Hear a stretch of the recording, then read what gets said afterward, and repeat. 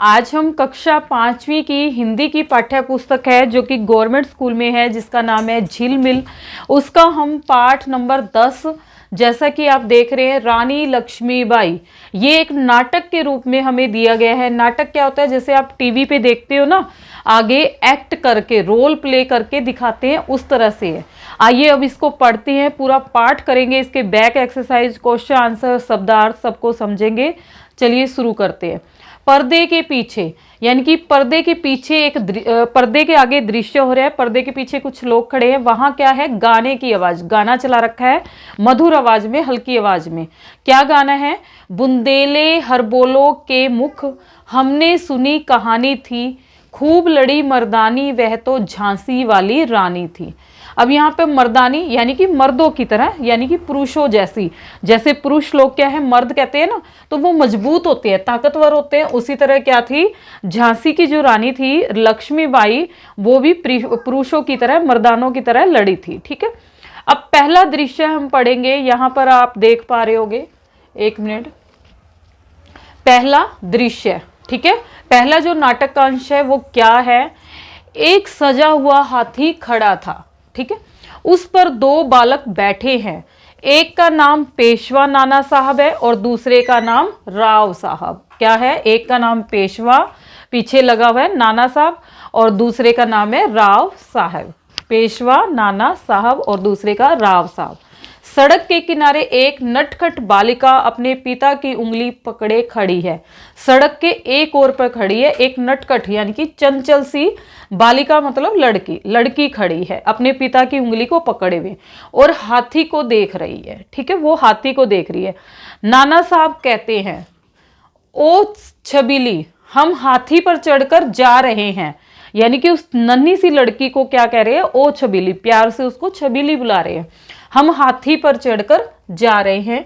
अब आगे एक तस्वीर है जिसको हम देखेंगे, ये देखो, ये है छबीली, इसको कहा गया है, जो नन्ही बालिका चंचल सी आई है, इसने उंगली पकड़ी हुई है, तो इन्होंने इसको कहा है। आगे देखते हैं क्या है पाठ में। मन्नूबाई कहती है, जो अभी हमने तस्वीर देखी वो मन्नूबाई की है, मन्नू उसको प्यार से या छबीली कहते हैं। जरा ठहरो, मैं भी तुम्हारे साथ जाऊंगी, यानी कि वो भी उनके साथ जाने के लिए तैयार हो रही है। मुझे भी हाथी पर बिठाकर साथ ले चलो। नाना साहब कहते हैं हंसकर, अब उसकी बच्चे की बात सुनकर उन्हें हंसी आ गई, वो लड़की होकर हाथी पर बैठेगी, तो वो हंसकर क्या कह रहे हैं, हम तुझे साथ नहीं ले जाएंगे। मन्नूबाई कहती है, तुम साथ नहीं ले जाओगे तो मैं दूसरे हाथी पर चढ़कर आ जाऊंगी, यानी कि और भी हाथी है उस पर चढ़कर आ जाऊंगी। नाना साहब कहते हैं, आ जाना। हाथी झूमता हुआ चला जाता है, अब उनका हाथी झूमता हुआ मस्ती में चला जाता है। मन्नूबाई कहती है, पिताजी हम भी हाथी पर चढ़ेंगे। मोरोपंत, ठीक है, मोरोपंत क्या कहते हैं, बेटी मनु, अब यानी कि मन्नूबाई के पिता का क्या नाम है, मोरोपंत। मोरोपंत क्या कह रहे हैं, बेटी मनु, प्यार से उन्हें मनु कह रहे हैं, मन्नूबाई नाम है। हमारे पास हाथी कहाँ है, यानी कि तुम तो कह रही हो हाथी पे जाना है और हाथी हमारे पास है ही नहीं। तो उसके बाद क्या होता है, मन्नूबाई कहती है,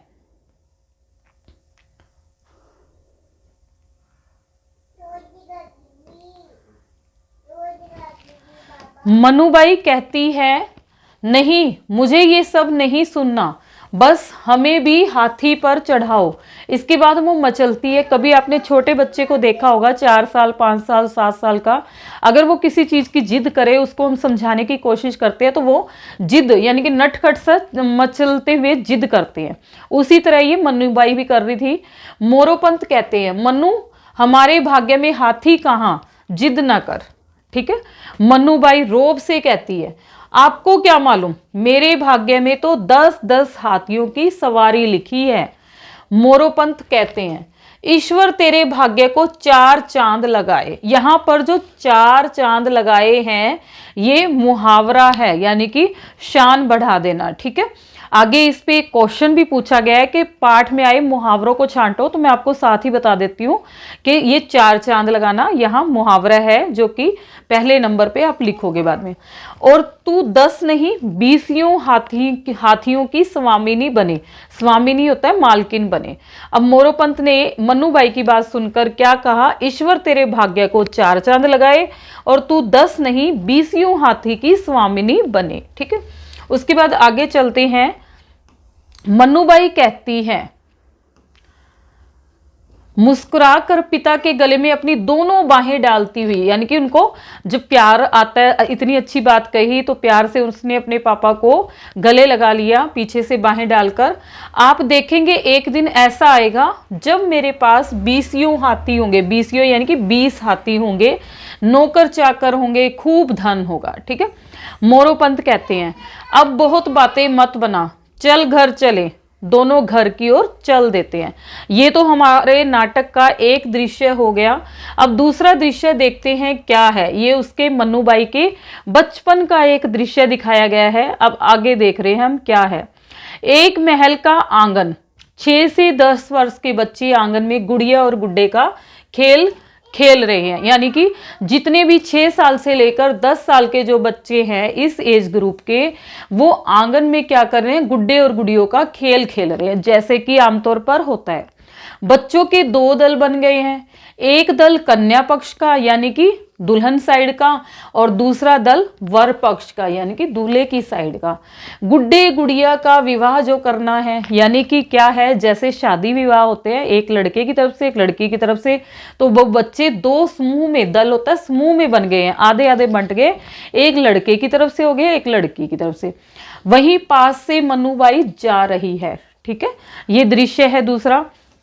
आगे क्या है, चंपा कहती है, मन्नू इधर आना। यहां देखो, चंपा कहती है मन्नू इधर आना। ठीक है, मन्नूबाई कहती है, कहो क्या कहना चाहती हो। चंपा कहती है, हम गुड्डे गुड़िया का विवाह करेंगे, बाजे बजेंगे, प्रीति भोज होता है जो मिलकर प्यार से खाना खाया जाता है, जैसे शादी विवाह में खाते हैं, प्रीति भोज होगा। बताओ तुम किस ओर शामिल होना चाहोगे, यानी कि अब उन्होंने बराबर बराबर बांट लिए। अब वो मन्नूबाई से पूछ रहे हैं, तुम लड़के की तरफ हो गए ले लड़की की तरफ। मन्नूबाई कहती है, मैं किसी और भी शामिल नहीं होंगी, मुझे और कहीं जाना है, यानी कि कहीं और जाना है। चंपा कहती है, कहाँ है, कहाँ, यानी कि अब उसने कहा ना कहीं और जाना है, तो वो कह रही है कहाँ। मन्नूबाई कहती है, क्या तुम देख नहीं रही मेरे हाथ में तलवार है, यानी कि उन्होंने तलवार पकड़ी हुई थी। मैं आजकल नाना साहब के साथ तलवार चलाना सीख रही हूं। ठीक है, तो मन्नूबाई क्या सीख रही है, तलवार चलानी सीख रही है। उसके बाद है, चंपा कहती है, क्या कह रही है, बड़े ध्यान से देखेंगे, अरे लड़की होकर तुम यह क्या कर रही हो, यानी कि तलवार चला रही हो। मन्नूबाई कहती है, ओ भोली चंपा, तुझे क्या मालूम कि पुरुषों की तरह स्त्रियों को भी शत्रुओं से देश की रक्षा करनी सीखनी चाहिए, इसलिए मैं अस्त्र शस्त्र चलाना सीख रही हूं। ये हमारे 2-3 क्वेश्चनों का आंसर बनेगा। बड़े ध्यान से देखना क्या कही है उसने, तुझे क्या मालूम कि पुरुषों की तरह स्त्रियों को भी शत्रुओं से देश की रक्षा करनी सीखनी चाहिए, यानी कि तलवारबाजी सीखनी चाहिए, इसलिए मैं अस्त्र शस्त्र चलाना सीख रही हूं। पुरुषों यानी कि आदमियों की तरह, स्त्रियों यानी कि औरतों की तरह, शत्रु यानी कि दुश्मन सीखनी चाहिए। अस्त्र होता है जो हथियार जो फेंक कर जो चलाया जाए, पकड़े नहीं रहते, उसको फेंकते हैं, फेंक कर चलाए जाने वाले हथियार को अस्त्र कहते हैं।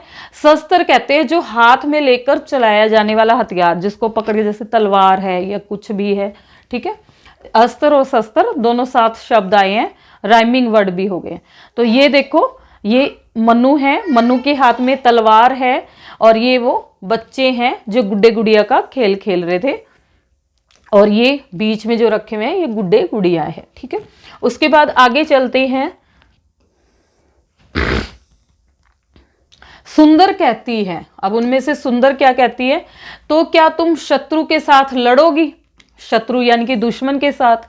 मन्नूबाई कहती है, लड़ूंगी ही नहीं, उसे शत्रुता करने का मजा भी चखा दूंगी। देखना एक दिन सारे शत्रु सिर पर पैर रखकर भाग जाएंगे। अब इसमें पहले मैं एक बात बता दूं, मजा भी चखाना यानी कि मजा चखाना ये भी एक मुहावरा है, और सिर पर पैर रखकर भागना ये भी एक मुहावरा है।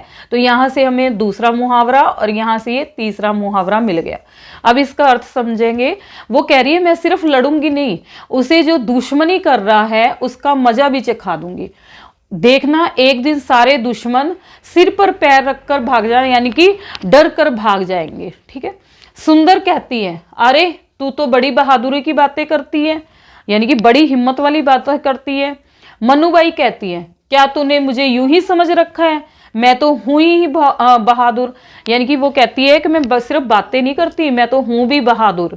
उसके बाद चंपा कहती है तब तुम जाओ, तुम्हारे हमारे रास्ते अलग अलग है, यानी कि हम तो गुड्डे गुड़ियों का खेल खेल रहे हैं और तुम ये बहादुरी वाले काम कर रही हो, तलवार चलाना, तो हम दोनों के रास्ते अलग अलग हैं। मनुबाई कहती है जा रही हूं और कह देती हूं कि यदि तुम भी अस्त्र शस्त्र चलाना सीख लोगी तो अच्छा रहेगा। ठीक है, ये एक सीख दी गई है मनुबाई के द्वारा। तो उसके बाद क्या है, मनुबाई तेजी से तलवार घुमाती हुई प्रसन्न मुद्रा में, प्रसन्न का मतलब होता है खुश, खुश मुद्रा। मुद्रा क्या है, मुख की आकृति, यानी कि हम जब रोते हैं तो हमारा मुख किस तरह से हो जाता है, जब हम बहुत ज़्यादा खुश होते हैं तब भी, तो वो खुश की मुद्रा में चली जाती है। उसके चेहरे पर एक तेज था। अब क्या है, नाटक का तीसरा दृश्य आ गया। ठीक है, इसमें देखेंगे क्या है, ये तो उसके खेलने की बात हो गई, उससे पहले बचपन की बात हुई थी।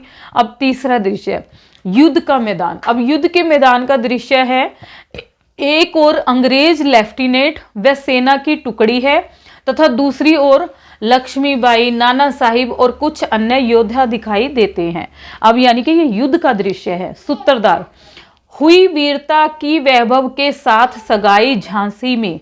ठीक है, ब्याह हुआ रानी बन आई लक्ष्मीबाई झांसी में, इनकी गाथा छोड़ चले हम झांसी के मैदानों में, जहां खड़ी है लक्ष्मीबाई मर्द बनी मैदानों में। ठीक है, ये 4 लाइनें हैं जिससे ये पता चलता है कि जो मनुबाई है उसकी सगाई झांसी के राजकुमार के साथ हो गई और वो शादी करके रानी बनकर, जिसका नाम अब लक्ष्मीबाई, पहले मन्नू था, मन्नूबाई या छबीली कहा करते थे, अब वो झांसी में किस नाम से आई है, लक्ष्मीबाई उसका नाम रखा गया है।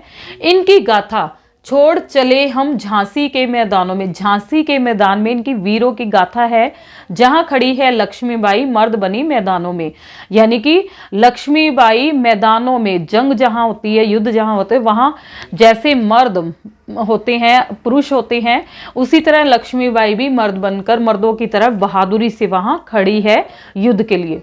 लक्ष्मीबाई कहती है नाना साहब आप सेना को लेकर बाईं ओर से शत्रुओं पर आक्रमण कीजिए। नाना साहब कहते हैं तुम कहाँ रहोगी। लक्ष्मीबाई कहती है आप मेरी चिंता मत करो, जाओ जाओ शत्रु पर टूट पड़ो। अब यहां पर एक चीज, ये टूट पड़ना, ठीक है, ये भी एक मुहावरा है। हमने 3 मुहावरे देखे, चौथा मुहावरा ये रहा, आप मेरी चिंता मत करो, जाओ शत्रु पर टूट पड़ो, यानी कि आक्रमण कर दो। नाना साहब कहते हैं आज शत्रु सावधान है, तुम भी सजग रहना। सावधान है यानी कि सचेत है, और तुम भी सजग रहना, मैं चलता हूं। प्रस्थान यानी कि चले जाते हैं।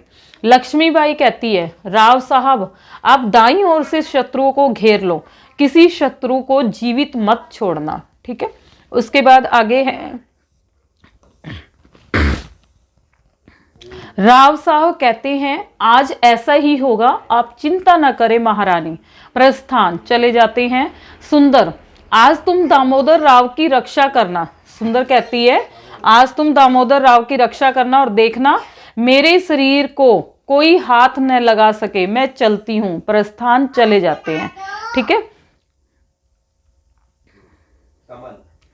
पर्दे के पीछे से तलवारों की कट कट की आवाज, हाय हाय हाय मरा हाय मरा, ओहो यह रानी है या मौत, पानी पानी आहा, अरे कोई है बचाओ, तुम्हारी करनी का यही परिणाम है कायर। यानी कि पीछे से ये आवाज आ रही थी तलवारों के चलने पे जो कट कट की आवाज आती है वो, और इस तरह की आवाजें आ रही थी। उसके बाद देखते हैं, मंच पर मुंह में लगाम और दोनों हाथों में तलवारें लिए रक्त से लथपथ रानी का आगमन हो जाता है, मंच पे आ जाती है। लक्ष्मीबाई कहती है, सुंदर मेरा कर्तव्य पूरा हुआ यानी कि पूर्ण हुआ। आज तुम दामोदर राव की रक्षा करना, चलती हूं अब मुझे संभालो, आओ जल्दी आओ। ठीक है, ये दृश्य चल रहा है। उसके बाद देखो, सुंदर कहती है, महारानी आपकी यह हालत। लक्ष्मीबाई कहती है, मेरी प्यारी सखी, इसे ही वीरगति कहते हैं। तो यहां पर एक चीज और बताऊं, वीरगति प्राप्त करना। ठीक है, ये वीरगति, ये क्या है, मुहावरा है, वीरगति प्राप्त करना, इसे ही वीरगति कहते हैं। ये बड़े भाग्य से मिलती है, मेरी यह बात याद रखना। हाथों से तलवार गिरती है, किसके हाथों से, रानी लक्ष्मीबाई से, क्योंकि वो खून से लथपथ है। उसके बाद है सुंदर आगे बढ़कर रानी को अपने हाथों में संभालती हुई, घबराओ मत, मैं आपके शरीर को किसी शत्रु को छूने नहीं दूंगी। सुंदर आगे होकर उसको पकड़ लेती है। लक्ष्मीबाई, मातृभूमि की जय, ये बोलती है। पर्दे के पीछे से आवाज आती है, जाओ रानी, याद रखेंगे हम ये कृतज्ञ भारतवासी। ठीक है, यह तेरा बलिदान जाएगा स्वतंत्रता अविनाशी, तेरा स्मारक तू ही होगी, तू खुद अमिट निशानी थी, खूब लड़ी मर्दानी वह तो झांसी वाली रानी थी। और उसके बाद इसी के साथ पर्दा गिर जाता है और ये नाटक के 3 दृश्य पूरे हो जाते हैं। आइए उसके बाद अभ्यास में हम शब्दों के कुछ अर्थ देख लेते हैं, ज्यादातर तो मैंने बता दिया है, फिर भी। अस्त्र क्या होता है, जो फेंक कर चलाए जाने वाला हथियार होता है। शस्त्र जो हाथों में पकड़ कर चलाते हैं, ठीक है, हाथ में लेकर चलाया जाने वाला हथियार, ये दोनों में फर्क है। अमिट जो न मिटे, ठीक है, मिट ना सके, आक्रमण हमला।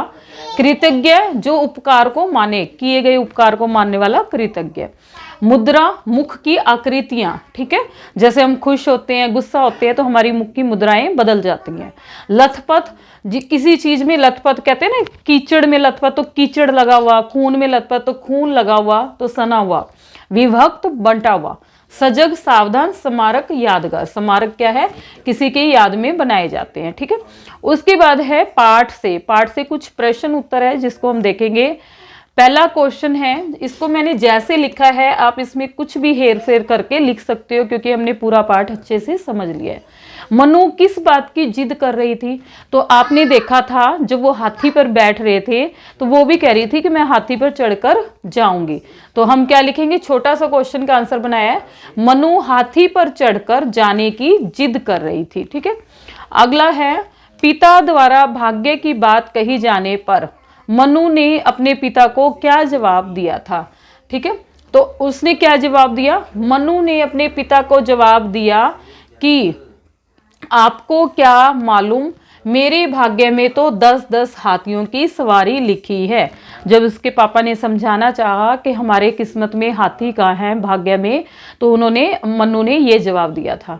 अगला है, मनु ने गुड्डे गुड़ियों के विवाह में सम्मिलित न होने का क्या कारण बताया। सम्मिलित होता है उसमें शामिल, न होने का, तो उसने क्या कहा था, मनु ने कहा कि मैं आजकल नाना साहब से तलवार चलाना सीख रही हूँ। कह रही थी ना कहीं और जा रही हूँ, फिर नीचे बताया था कि नाना साहब से तलवार चलाना सीख रही हूँ, तो इसको इसी तरह लिखोगे। उसके बाद आगे है, मन्नूबाई अस्त्र शस्त्र चलाना क्यों सीख रही थी। ये मैंने पाठ में भी बताया था कि ये 2-3 क्वेश्चन इस तरह से बन के आया था।